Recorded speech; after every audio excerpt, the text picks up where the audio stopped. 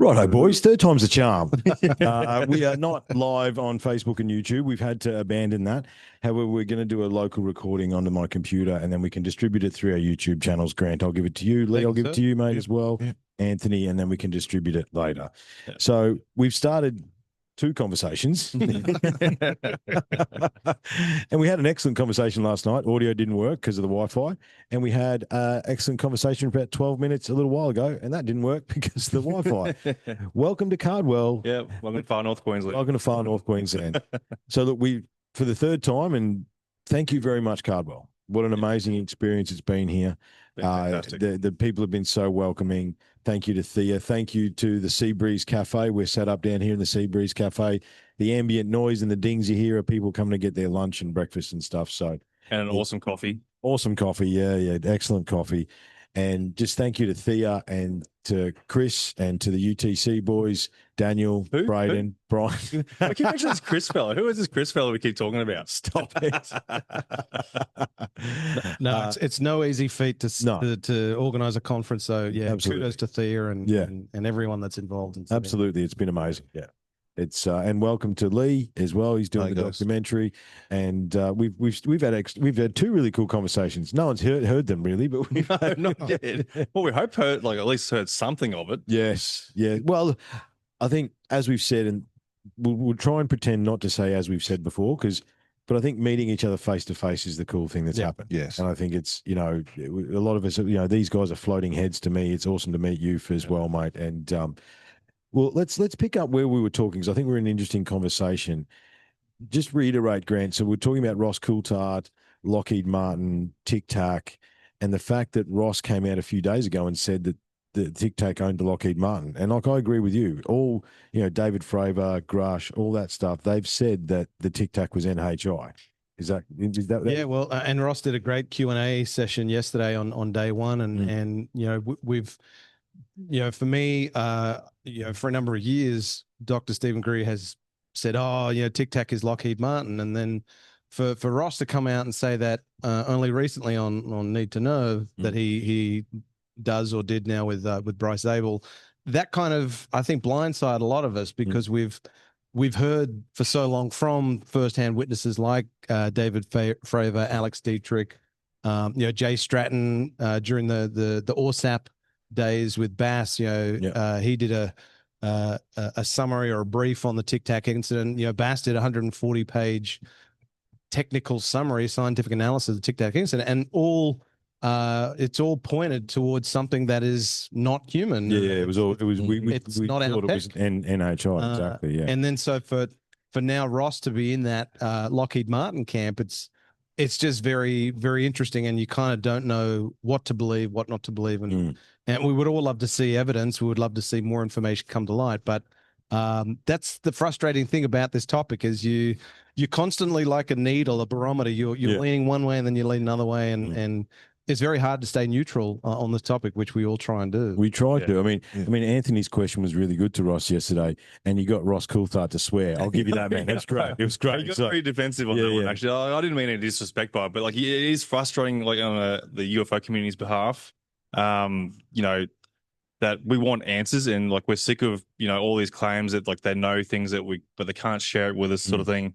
And so I asked the question, what's stopping you with coming forward with all the evidence and naming names and backing up your claims and all sorts of stuff, and just throwing these people under the bus and mentioning them and throwing them right out in the open, and giving them no option to go and back out from whatever these claims are, as long as the evidence is there. And he got a little bit defensive on it. He goes obviously we can't give away sources and stuff like that, and protecting people and whatnot, because people's lives are at stake when it comes to that sort of claims and stuff like that, which is fair enough, I know. But there's got to be a point too, though, where if you know something there that's in regards to national security and someone has the answers there to go, hey, look, this is actually something that is, say, NHI or something, an adversary, call them out, hey, this is something, know the answers to this. Why are you being so secretive on this and not just telling us what the answers are that we need to know? And look, and I think it was a good question, because a lot of people have that question, and I don't think it was disrespectful at all. And I think it was a good question because It's the frustration we all feel. It's a frustration we all feel, but also in Ross's defense, a lot of people don't know the golden rule of investigative journalism, which is you don't put out information to the public domain that could jeopardize a source or the way in which you interact, or sources and methods. And you know, to Ross's credit, and also to folks like Michael Schellenberger, you know, who kind of was behind the Immaculate Constellation reporting, irrespective of what one thinks of it, to their credit, they've never revealed any information that would jeopardize their source. And whilst that's incredibly frustrating for us as folks that are interested in this topic and want to know more information, you know, we're constantly torn because we want that info, but we can also respect their obligation to protecting their sources and methods. But on the other part of that too, okay, they're reporting this, what they've found and all of that without giving up sources too. Like, but then you look at like Jeremy Corbell and George Knapp and then Stephen Greer, and they keep dropping these cliffhangers on us there. And like, what are they trying to achieve out of this? Like, but because they're not really giving us too much, but like, are they monetizing off this or trying to make some sort of show out of this? And that's where it becomes a bit of a circus for the whole UFO community, because we're trying to find answers here, left, right, and center, and no one's really giving us real definitive answers on anything. And I think what we spoke about last night, and Leigh, you were speaking on this because you're a videographer, you've done a lot of video stuff. We can release. Well, we spoke about the fact that, you know, less than 24 hours, we got 4K footage of the bombing in Iran. And they didn't let us see nothing they didn't want us to see. You can blur things, you can take things out. They could provide good quality video evidence without revealing sources and methods if they chose to. Exactly. Yeah. And I think with modern day technology, there's no excuse, especially the gimbal videos, etc. Yeah.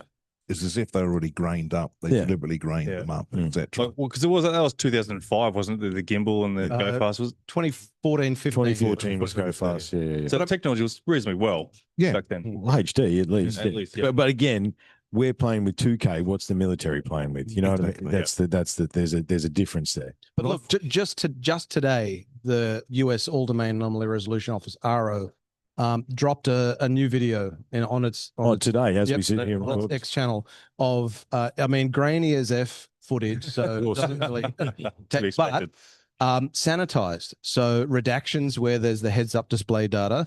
And so to your point, if they can release video footage and sanitize it, where is the high fidelity, high resolution stuff that we keep being promised? And we've been told about that exists. I mean, you only have to listen to Hal Puthoff when he was on an interview with Jesse Michaels and Eric Weinstein some years back. The question was asked of Hal Puthoff is, you know, how good a quality do they have? And he's saying as good as you can want. Yeah.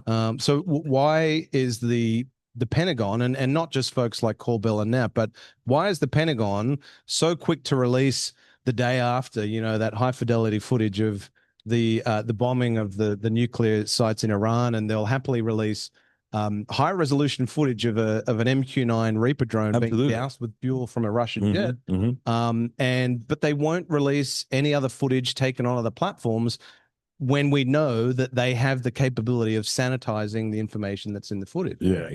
I think we need to go back to the original point, is when you said about Ross said about the Tic Tac, how powerful are these private corporations and what tech have they got, and how much sway do they have with the American government and the military? Well, I mean, there's a term that became commonplace over the last couple of years, and there's a lot of these terms that we're a bit apathetic after the last 5 years. We can't talk about Fight Club. That's the first rule of Fight Club. Can't talk about Fight Club.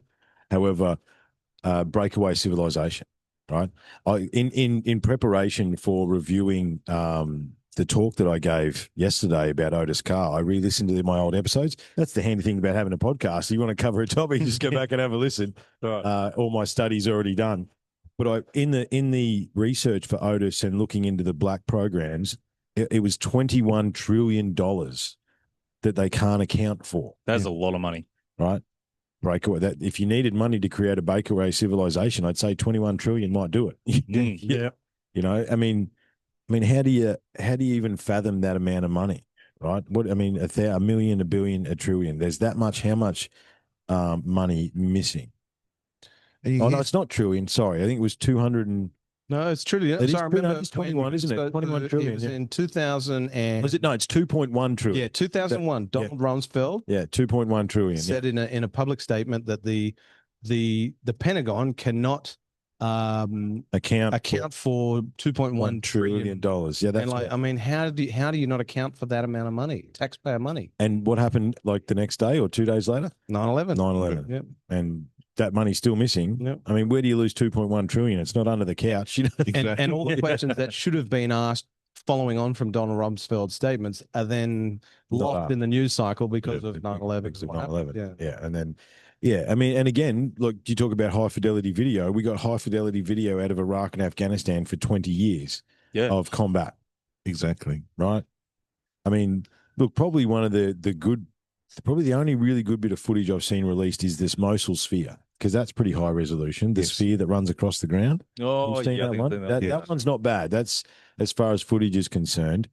But again, these guys, yeah, I agree. Corbell, Knapp, these guys could release it with sanitized and not release sources. So let's dive on that. So what do you think is the reason why high fidelity footage, if it can be sanitized and released, why is it not being disclosed? I reckon it's going to be some sort of like control. Yeah. Whatever they know, they can't release it because obviously the years that they've been trying to hide this technology or any like sort of integrations with any sort of NHI or anything in regards to this sort of topic, they're just trying to hide the control of that and trying to, I guess hide it. And because there's a lot to be accounted for, like, you know, with their investigations, like people have gone missing, you know, families have been threatened, all sorts of stuff. You know, the list can go on. Been killed over this. Yeah, exactly. So yes, I hear a lot of drip feed disclosure through me interviews I've been filming this weekend. That it's almost a drip feed because they're not sure how society will handle the whole thing. That was my point. It's like what we don't understand is that we live inside a bubble, right? We've got our own rabbit holes. You've got your show, I've got my show, you're doing your thing.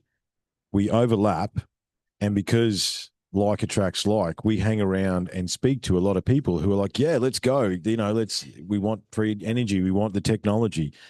But again, we can't talk about Fight Club. However, we saw in the last 5 years, there's still a vast percentage of the population that will walk lockstep if they're told to, right? Yeah. That still are attached to the old way, that are entrenched in the system that has been created. I think it's control. However, you got to follow the money as well. Like, I think that's the big part, right? They are making so much money out of the current technology stream that we are on. And I think the other thing too is, how do you explain that? Oh, sorry, we cracked anti-gravity in 1957 and we just decided to, you know, destroy the planet and take all your money for the last 60 years because that made us money. You know what I mean? It gave us power, it gave us control. And as much as I again, thank you for making Ross Coulthard swear. It was awesome. I do agree with his journalistic integrity. However,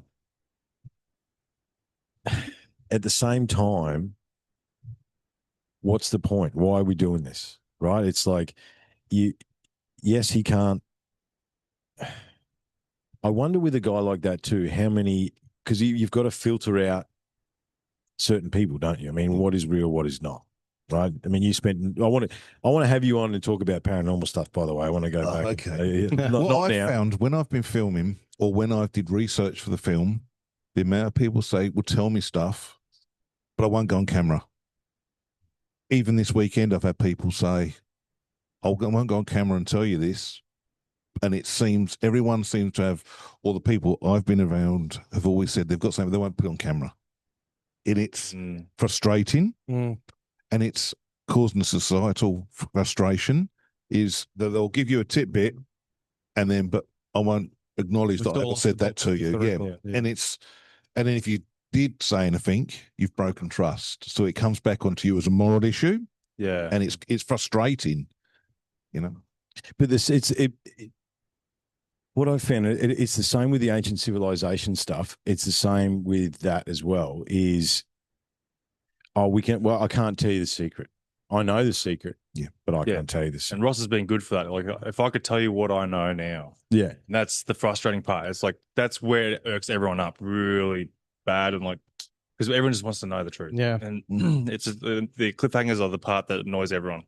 So what do you gents think? I don't know where I quite sit on this, but the potential counterintelligence value that the UAP topic offers. For example, if the Pentagon was to release high fidelity, high resolution, sanitized footage of something that is truly extraordinary, the whole maxim, you tell your friends, you tell your enemies. So if they do release footage of something that points to something that is non-human, that's not ours, then does that then give China or Russia motivation to say, well, we need to really ramp up our espionage efforts to find out what the US has on its books? Tell your enemies. On paper, that makes total sense. However, if you do a little bit of digging, Russia and China have got their own sightings. There's a whole that all redacted files out of Russia in the 90s, the UFO stuff. China's all over it.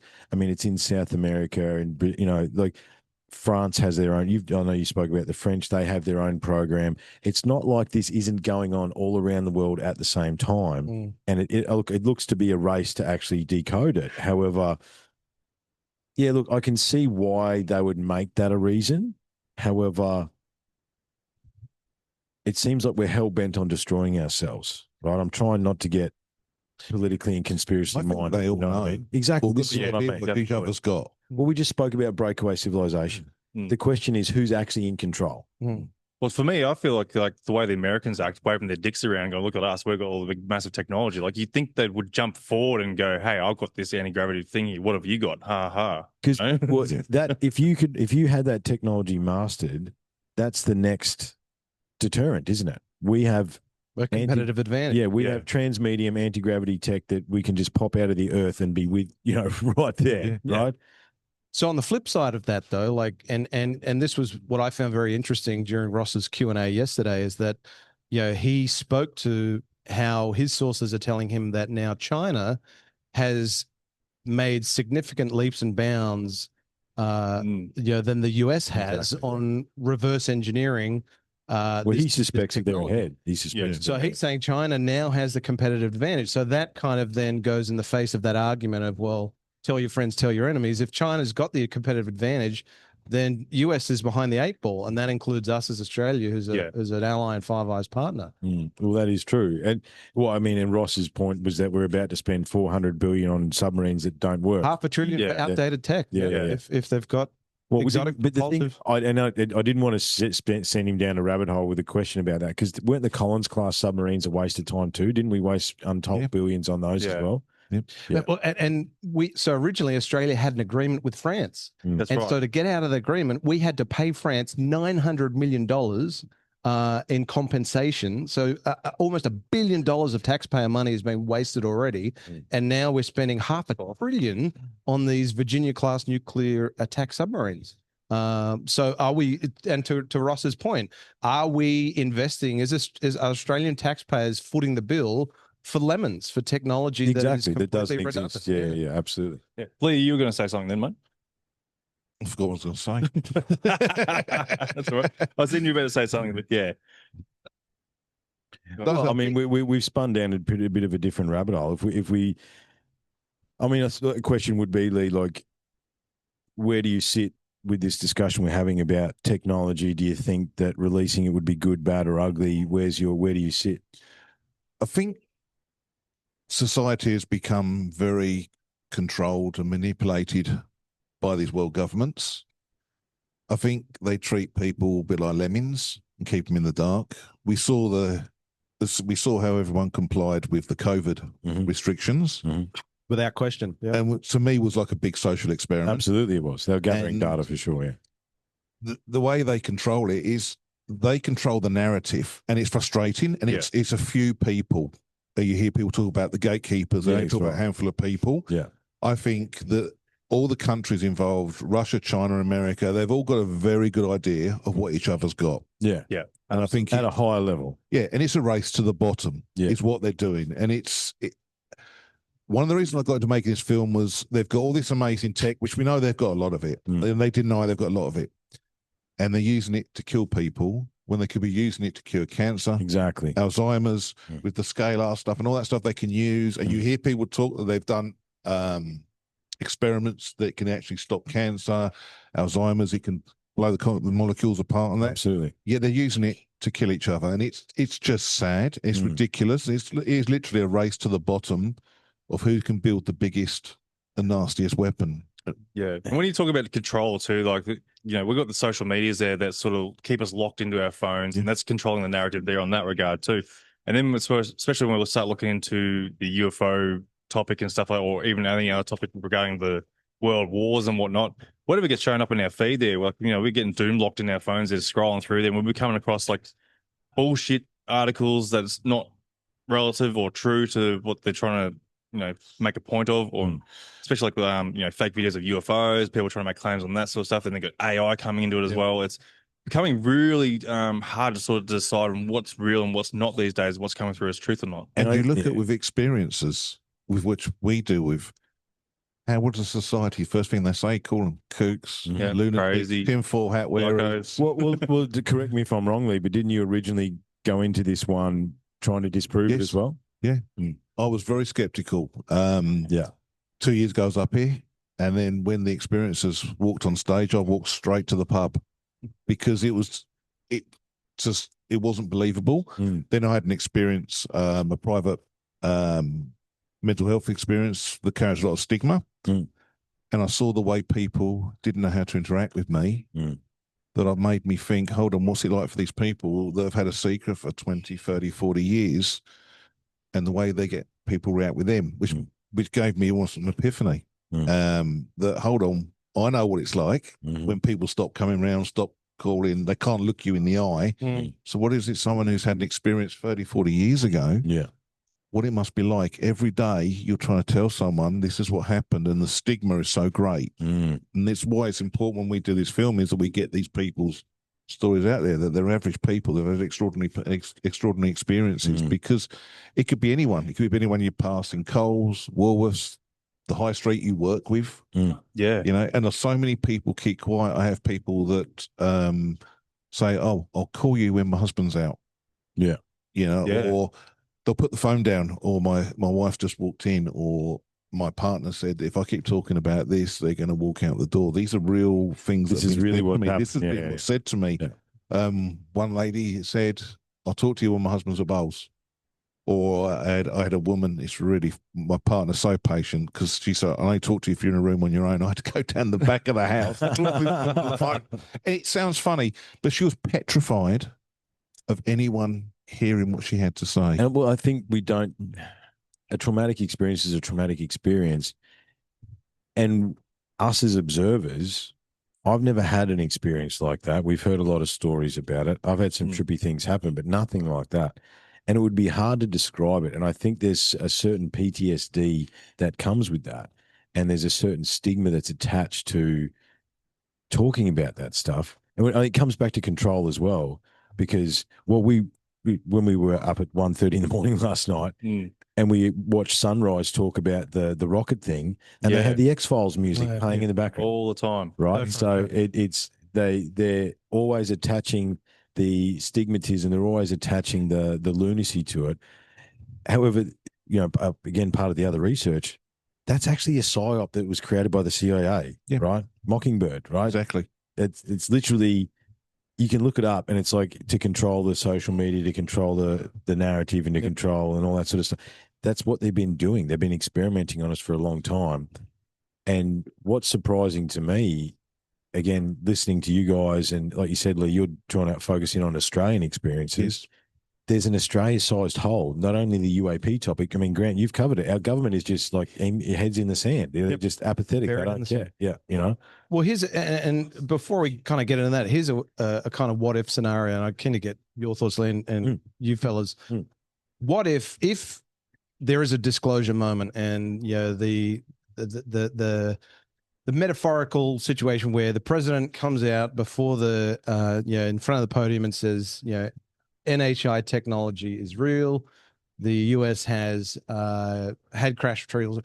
Does that kind of disclosure event completely and automatically change the conversation that we have with experiences? And does that immediately eradicate the stigma that's impacted experiences for decades? Well, in 2021, Congress came out and said aliens are real and UFOs are real, and no one cared. Yeah, they did. Yeah.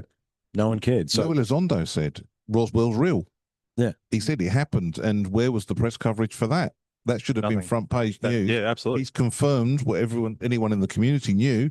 It happened, he said. But I mean, technically, that's already happened, Grant. Yeah. But I think what it needs to happen is there has to be the president to do it. It has. Yeah, I agree. It has. But You're talking like a full address to the world media. I would say that 99% of the population has no idea who Lil Elizondo is.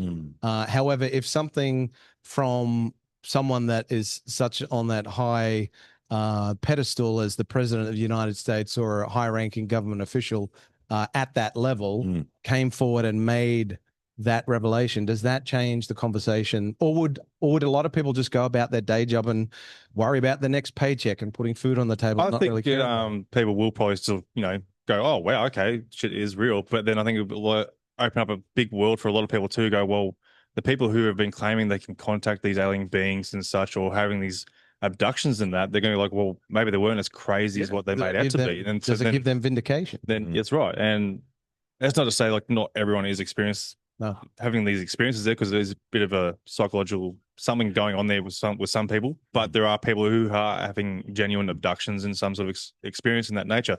And then it has to go and create another investigation or some sort of accountability in regards to the government's neglecting over years and years of not coming forward with NHI or any sort of beings or whatever they figured out in the past there. There has to be some sort of accountability on these people's behalf. Well, I know that like Joe Rogan's talked about like having an amnesty, right?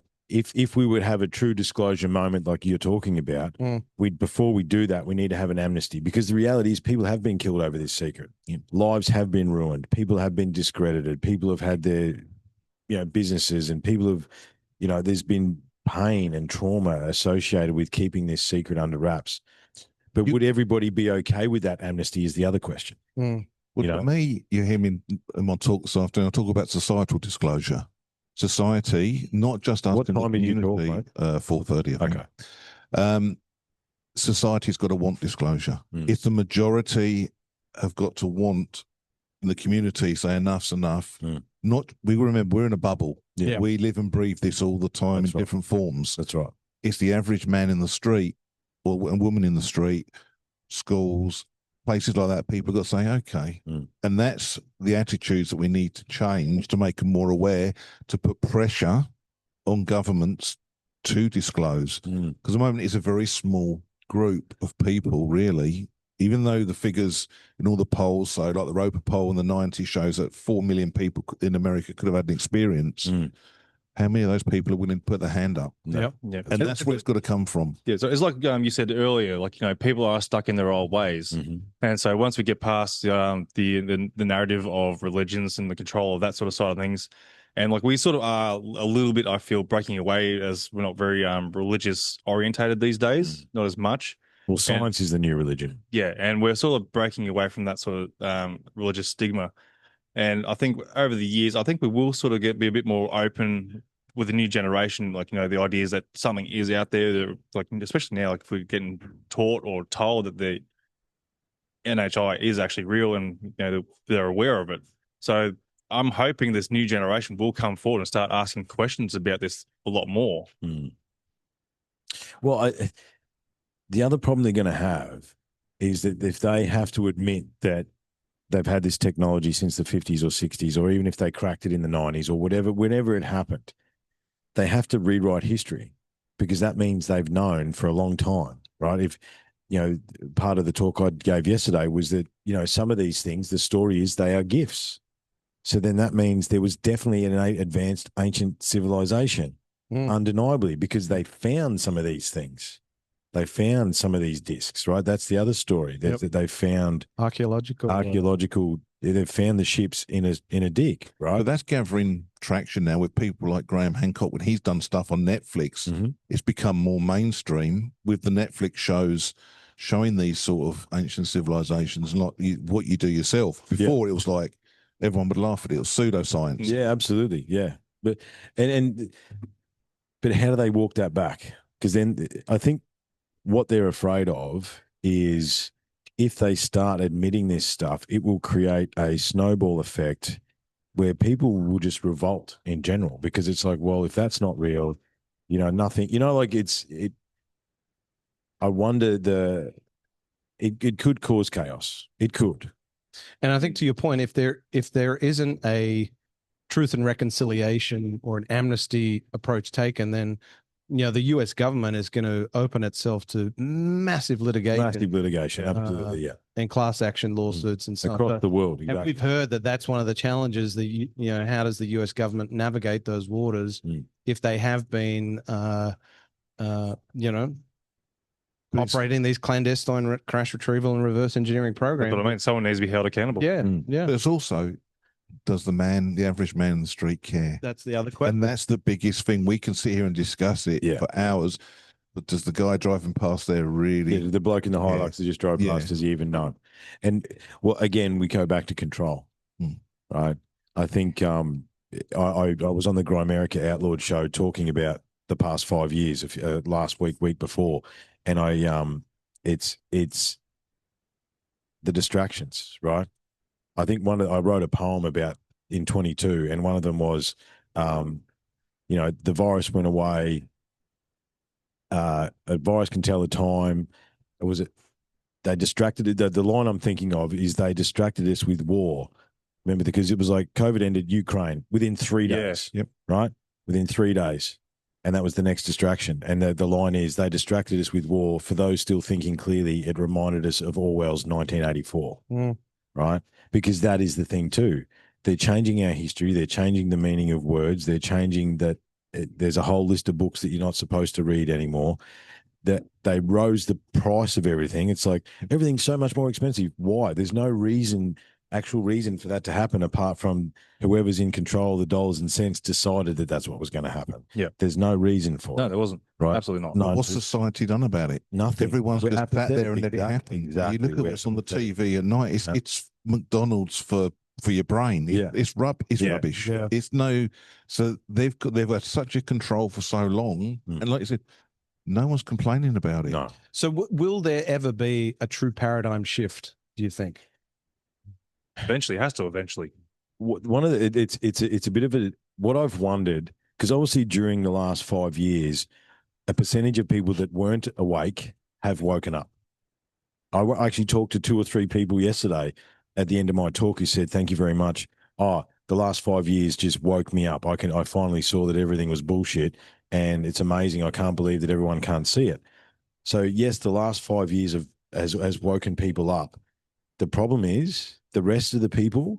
What kind of event does it need to be to wake them up? It's either got to be unbelievably catastrophic or unbelievably profound. And the problem with the topic that we're dealing with, UFO, UAP, what's that? It's Bluebeam. You know what I mean? Like that's Project Bluebeam. They create a distraction to say that there's aliens in the sky, and it creates a one world government. Yeah, I found too, like, everyone is sort of becoming a bit more aware and awoken in regards to governments and that. But I find that like now a lot of people are becoming a bit too awoken and thinking everything's a conspiracy. This is the problem. Yeah, this is the problem. Those of us that have been in the conspiracy, I remember when I was a weirdo for being a conspiracy theorist, right? That's how long I've been a conspiracy theorist. Remember when it was weird? Yeah.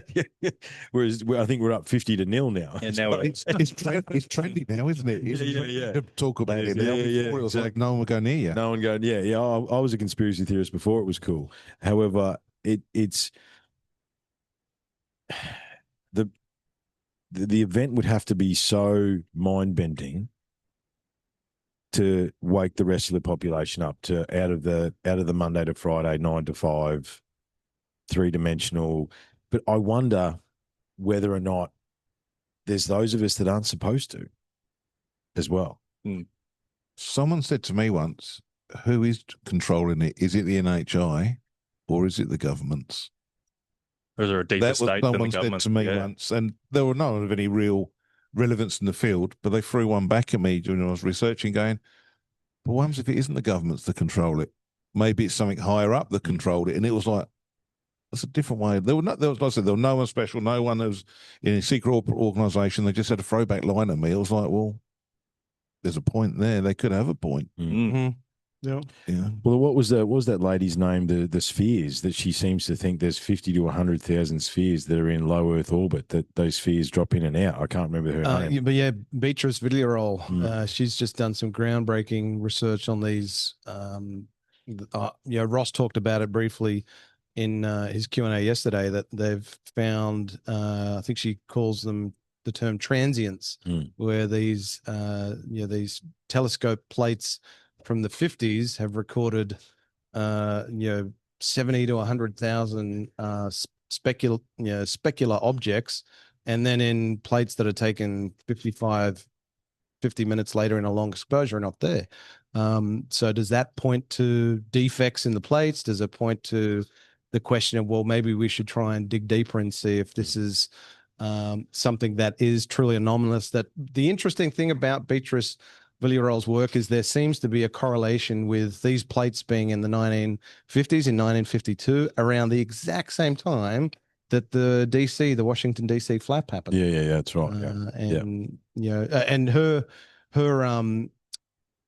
research, I think it's in preprint publication, so it's yet to go through a formal peer review. But Ross recently did a Q&A with her on reality check, so it'll be very interesting to see what traction her research takes. Didn't a lot of those plates get damaged from that time, from the 50s? I don't know enough about. Well, they lost the technology to go to the moon, so yeah.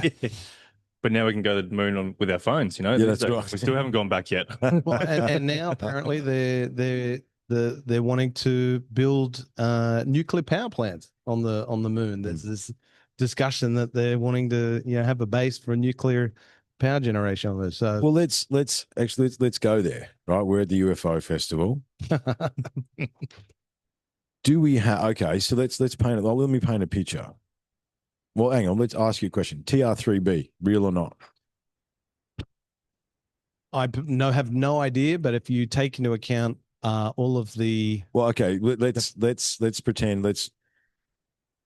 We can neither confirm nor deny any of this. What do you think? I would say there's enough anecdotal evidence out there in the public domain to suggest that people are reporting observations of triangular shaped craft that exhibit no sound, no propulsion, that are something that they've never seen before. So I think that warrants further scrutiny and investigation. Yeah. Just look at the progress in flight from the Second World War, when the Germans had jet Messerschmitt, to what we've got now. There's a huge step in generational how it's developed. There's something missing. There's such a quick process to get from where they are from then, 1944, to now. Quick yet slow, because the reality is it's a variation on the jet engine. Even an F-22 Raptor is a variation on a jet-fueled engine. Even supposedly the B-2 is still a jet engine, but I've seen what that is very, very quiet. I think the B-2 might be more than they say it is, to be perfectly honest, because they were at Amberley, and you like this. Yeah. Me and we're doing a bit of podcast stuff, and we walk down the driveway. Oh, tonight's the night we're going to see a UFO. Tonight's the night. And here's these 3 dots coming in, can't see it, can't hear it. And what is that? It looks like it was crabbing like this. And then, we find out the next day the B-2s are in town. We did not hear that until it was right there. And even when we did, it was moving very slow. To think about what it is, I don't know what the B-2 is. I think that might have some tech. But like I said in my talk yesterday, in 1957, you could order a Cadillac Eldorado with cruise control, air suspension, electric seats, power windows, power steering, air conditioning, a primitive GPS, and really the only thing that's advanced in the modern vehicle is the audio.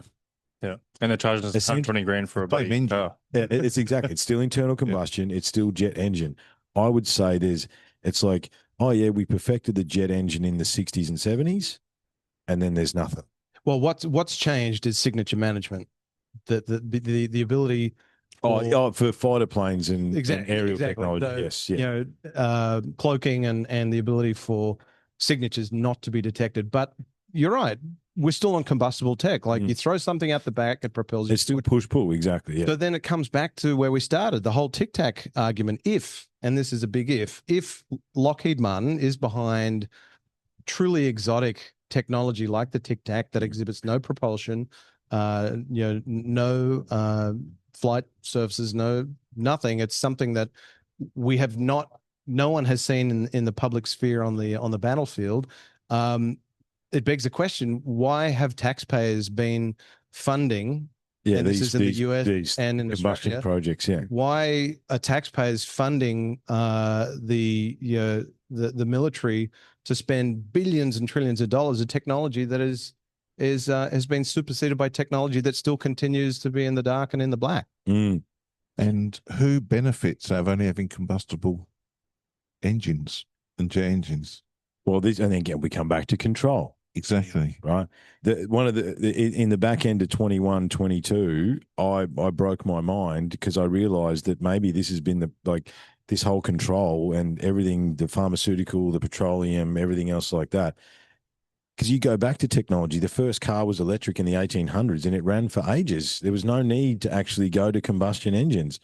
You know, Henry Ford built a car out of hemp. He built an engine that ran on hemp oil. You know what I mean? Like there's been so many chances to, and we don't have to talk about advanced tech. There's the guy in the 70s in South Australia that built the ceramic engine that ran off water that required no maintenance, that was as powerful as the 202 at the time. He got bought out and then he crashed into a tree, the only tree within a 10-kilometer radius. But he found it sideways at 100 k's an hour. You know, like there's been so many chances in the 20th century to move even just the technology we have forward. Right, there's the thunder generator that's been going around the last couple of years as well. It's utilizing plasmoids and stuff like that. But again, that's labeled conspiracy. Yet the engine is working. I've seen it working, and it's like the question is, how does it work, or why is it working? And technically, that can attach to that Hilux over there. You put a thunder generator on that, and it becomes twice as efficient, 3 times as efficient, and doesn't emit anything. But that technology never finds ground because who's in control? And the sad reality history repeats. I mean, Tesla. Exactly. What happened to Tesla? Mm-hmm. You know, he was going for wireless electricity, and that was shut down because his competitor wanted to have competitive advantage. But fascinatingly, we without Tesla, we wouldn't be doing what we're doing right now. That's right. Yep. Yep. Yeah. So, what do you think? This is a question for everyone. What will it take to break the dam? I still go with society. Society has to want it enough, in my eyes, for anything to happen, because governments are quite happy to sit there, big corporations are quite happy to sit there with an arrogance that they don't have to do anything. But unless society's views change, and I said, outside of this niche, the majority, from the kids going to school to students to mums and dads, have got to want it. It's got to be more aware. They go, enough's enough. Like I said, I think more people have changed over the last 5 years. Definitely more people are open to it, for sure, yeah. And do first-hand whistleblowers help advance that conversation? Definitely. I think so. A little bit, yeah. Like, we do need more whistleblowers. We haven't had any first-hand. Well, it comes back to share the high-fidelity video, but scrub it. Yeah. Show us exactly what you've got. And look, we haven't talked about this yet, apparently the mothership's turning up in November, boys. I was going to bring up Avi Loeb. What are your thoughts on Avi Loeb there? Because he's, back when we had the that meteorite Oumuamua coming through there, he was one to go and claim that, it's a UFO, some sort of spaceship coming through, and now he's come back again. But clarify that he said it was an anomalous object that came from outside of the solar system that passed through, that came from somewhere else. No, that's where he was trying to go and possibly claim as a UFO. But then I think the whole UFO community sort of jumped on him because he's Harvard professor and all sorts of stuff. And he's a bit of a heavy hitter in that sort of regard. And that's what the UFO community wants. They want someone who's, supposed to be smart, sort of be able to, rule out things, and explain things a lot better and professionally. So I think they ran with him for a long time there. And now he's come back again claiming this next one in November is going to be another alien invasion. But like, Well, I think you why? have to listen very carefully to what Avi Loeb says. What he's doing that's different to mainstream science is he's daring to ask the question about, well, what about this as an alternative hypothesis? He's actually come out and said that the atlas is most likely prosaic. It's most likely something that is of natural origin. And it turns out that Hubble telescope has only in the last week narrowed its focus on Atlas, and it looks now probable and more likely that it is a comet with a cometary tail. But and do we believe that? Well, it warrants further scientific scrutiny. Do we believe that? More data? I don't think you can accept something on blind faith. You have to have additional data, because that's the same government that locked us inside 3 years ago. Yeah. You know what I mean? Can you believe what they say? So from a conspiracy perspective, I haven't seen that the Hubble pointed it at Atlas. I haven't seen that yet. From a conspiracy perspective, over the last 12 to 18 months, there's been an undercurrent of there's something coming. There's something coming towards us. And people have labeled that the start of Blue Beam, right? That's what they labeled that. And now here we are. It's past Jupiter and it's on its way. The only thing that I heard about the Atlas that and again, this hat isn't tinfoil, but it has got aliens on it, right? I heard it was self-correcting.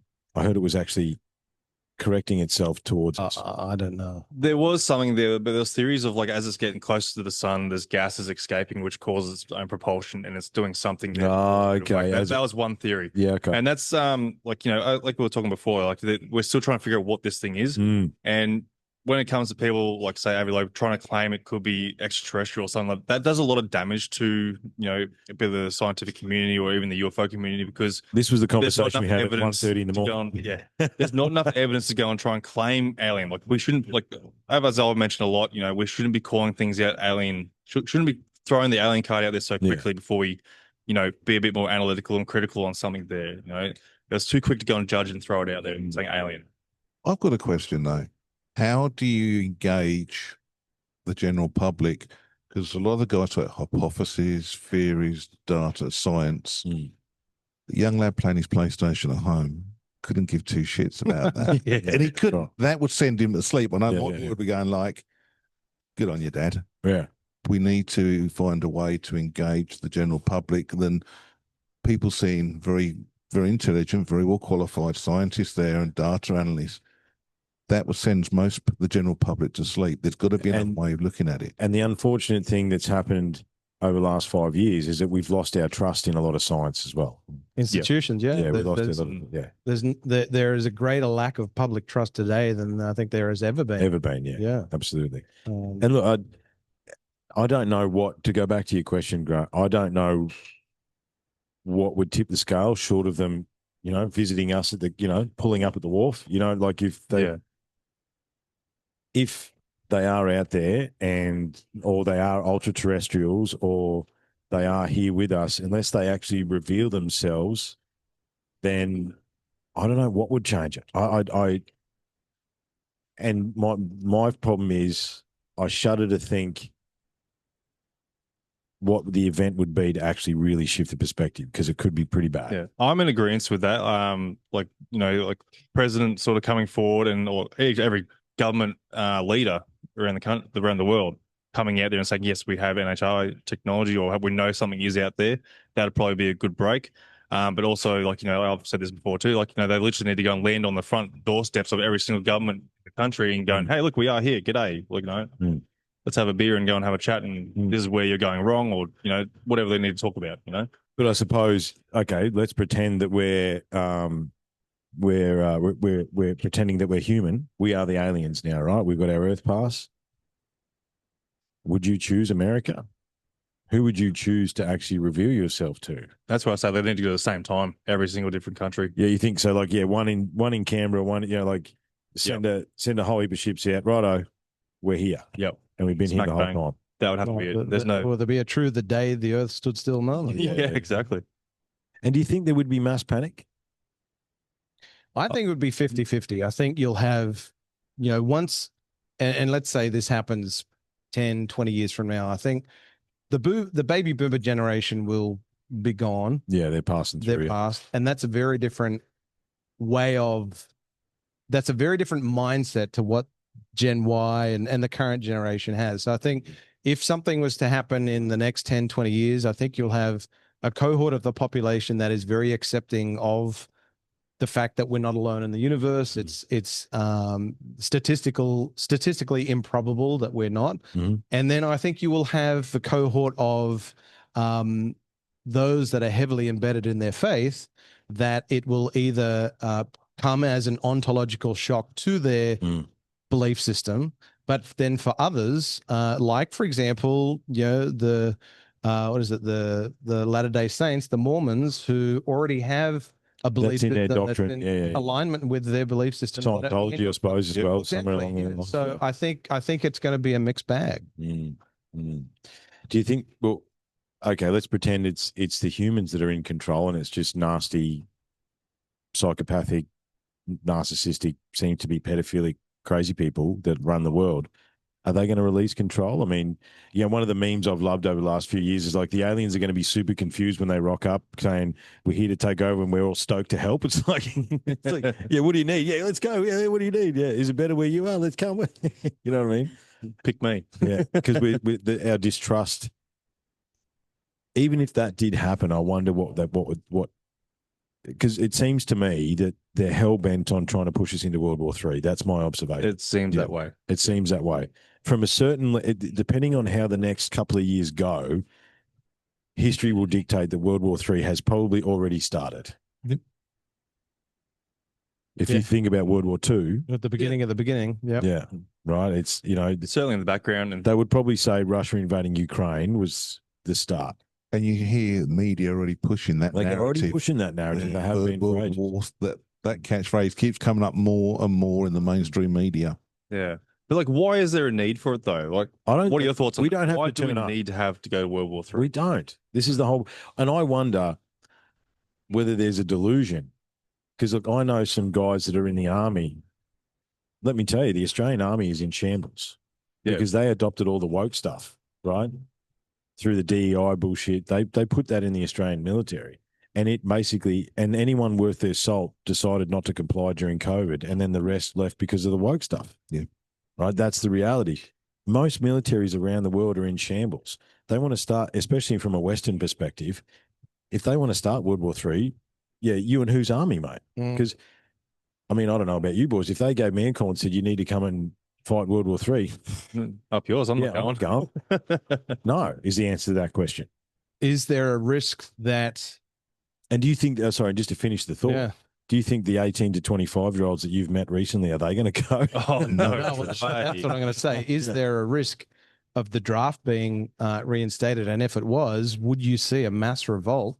You would, I think. Yeah, of people just saying, no, F you, I'm not going to war for my country for no good reason. Yeah, from an Australian perspective, there's no patriotism at all. No one. No. Yeah. I mean, look at recruitment in the ADF is way down. Way down. That's what I mean. The army's in the shambles. Has been for a long time across the entire Defence Force, across the American military. And I suppose what I've learned is 8 years as a podcaster, I've spoken to either through email or I've had people on the show everywhere across the world.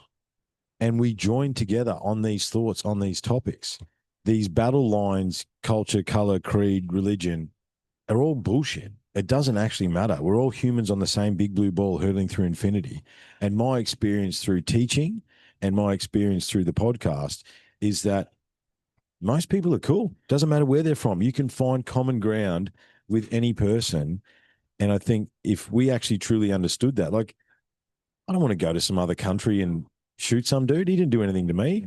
You know what I mean? And we'd probably, if I talked to him for 5 minutes, we'd probably sit down, we're having a chat, having a beer, like, learning from each other. And like, I wonder, there's not the same, and it has to be a hell of an event for us to decide to, I don't think we have the hatred, or I don't know. I'm losing my, do you understand what I'm trying to say? Yeah. No, it's too laid back anyway. Like, we don't care. Well, we're like problem too, though. That is a problem too, though, because we're under an immense amount of control. Yeah, like, but we've always been like a bit of a, known for a laid back sort of country. regarding everything. But until something really pops up that affects us, we still don't want to do anything about it. As we were talking before, we're inflation's going up there, but yet we don't do anything about it. We just go, oh, right, cool, no worries. We're definitely bad peasants. Yeah. Well, you see, no, we're good peasants. Well, we're good peasants for them. Yeah, that's right. Especially when you look at the political issues in England and Europe at the moment. Yes. And it's no different in Australia. But what's Australia doing? When I come over here, you gave up your guns so quickly over Port Arthur. It was an excuse. Not saying that wasn't a tragedy, but you guys are very relaxed, laid back, unlike the Europeans will have a protest. The French have a protest over anything. Yeah, that's right. And Australia's very laid back, which is a good thing in a way. It's why a lot of us guys come over here, but also something might pass you by and it's too late. That's right. We allow things to just happen when we probably shouldn't. Yeah. And what's interesting is that when did COVID stop? When 1 million people turned up at Canberra. Because every person was at Canberra, there was 10 people that wanted to be there. And they knew that. Literally, if you that the march to Canberra was in January or February that year in 22, they let us out in May. The protest grew and they went, oh, we better stop now. We better stop. Yeah. And that was around the whole world. Around the whole world. The protest went, this is all bullshit. Oh, yeah, no, we're going to war again. And it literally happened in the same week. People don't remember, but it literally happened in the same week. However, the thing about Aussies though is that, and I wonder whether that's still the same. Like our generation, cool, we're all cool and laid back, but you push us into a corner, that's not a good idea, right? Right? Yeah, be cool. Everyone's cool. But if you make me get up off the couch, then whatever happens next is not my problem. You know what I mean? Well, I mean, compliance is a double-edged sword, isn't it? It's both a blessing and a curse. But if we bring it back to NHI, say there is World War III, it's full-blown, it's assured mutual destruction without a doubt. If what we've been told is true about NHI, will they intervene? Being attracted to the nuclear, us playing with the matches, and we start lighting the matches, will there be an intervention? Yeah. There always has been talks, though, when with the governments like US or Russia or whoever it is, has been very close to pushing that red button there. And then there's always been talks of, some sort of strange object coming in close to these sites to that stuff. And turning off all the switchboards, everything that cut off the launch of the nuke. There's a whole raft of that stuff where the nuke's been switched off or it's been destroyed, and that's UAP, Tic Tacs, or even those spheres sort of. So, boys, now would be a good time. Yeah. G'day. Hello. Well, lads, I think we're the cafe's starting to close up here. Yeah, we're approaching an hour, and you got to talk to prepare for and all that sort of stuff. At least we got this episode out. It's a shame it wasn't live, but we got this episode out. Would have loved it. What I'll do is, I'll give it to you, Leigh. You can use it whatever you like. Thank you. I'll give it for Unexplained Rundown, EDU, UTC. Look, gentlemen, I would really. Unfortunately, we live in different places in the world, so the next time we do this will probably be over Zoom or remote. However, let's get back together. I like this energy. I love this conversation. I think we need to continue it. And as I said, Leigh, I would love to help you promote the documentary in any way, please, mate. I'd love to hear some of your paranormal stories. Grant, you're coming back as well. Oh, happily. Happy as Yeah. Well, what me and Anthony spoke about, Grant, and maybe Leigh as well, is that there's a lot of people that can't be here that didn't hear our talks. Yeah. So maybe what we could do is host on each other's platforms and deliver our talks that we gave here at Cardwell to the rest of our listeners around the world. Good idea. And then we can share alike. It's like, okay, we can make it a special. Yeah, this is, Triffin and Anthony delivered at Cardwell. You can chuck it on yours. We chuck yours on ours. You know what I mean? Definitely. And do a bit of collaboration in that way, because there was the talks are really cool. The information was amazing, and I think more people need to hear it. So maybe we'll talk behind the scenes and get that done. Absolutely. It's a pleasure, gentlemen. Lovely to finally meet you boys face to face and spend some time. And thank you again to Cardwell. Thanks for having us. Yeah. Thanks to Chris. Oh, he's gone. Thanks, Chris. Before we get done, Leigh, are you open for people to go and contact you and get in touch with you as well? I'll give you my details and you can add them underneath. Plug it now, mate. Plug it where people plug it now, and I'll put a link in the chat. You can go to Devilz Lane Productions, DevilzLane Productions @gmail.com. Yep. If they want to contact me with anything, you can look me up on Facebook, Devilz Lane Productions, Disclosure, Australia's Alien Encounters. Both of those pages are on Facebook, or my own Leigh Phillips on Facebook. You can send me a message on there. Excellent. What about you, Grant? Where are you? So podcast, the Unexplained Rundown, YouTube and Spotify. I'm most active on X in terms of engagement. So just at Grant Lavac. If you want to pop me an email, grantlavac@protonmail.com. And yeah, happy to answer anyone's queries. Yeah, Awesome. excellent. Excellent. Cool, And cool. EDU, UTC. They know where to go. Yeah, they Should know by now. No, well, actually, we shouldn't assume that because we're going to have a lot of new listeners after Cardwell. That's true too. So if you want to reach out to me, unlocking the code, the number 9@gmail.com. If you want to, any topics, please get in touch with me. I am going to get some more shirts because I sold out pretty quickly. And it's your email. Yep. So you can us down under on all the socials there, Facebook, unlocking the code, Facebook, Instagram, YouTube, Spotify, iTunes, where you can listen in, tune into, do a lot of live chats on there. So which is good because I love interacting with live. But yeah, also reach out to Australian UFO sightings at outlook.com.au. Get in touch there or via the Facebook page, whichever suits you. Awesome, guys. Well, again, pleasure. Yep. And I think I'll see you next year. I don't know about you guys, but it's going to be super fun. Come back. And again, another massive shout out to Sea Breeze Café there, to Stu and Monique here for having us here again. Like an absolute setup. Perfect.